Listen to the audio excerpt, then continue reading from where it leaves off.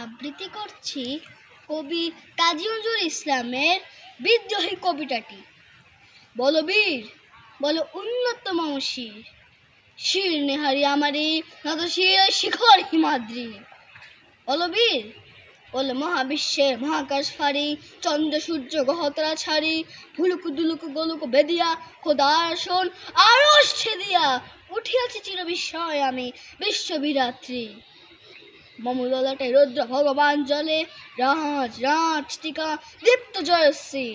বলো বীর, আমি চির উন্নতশীল, আমি চির দুর্দম দুর্বীরিত নৃশংস।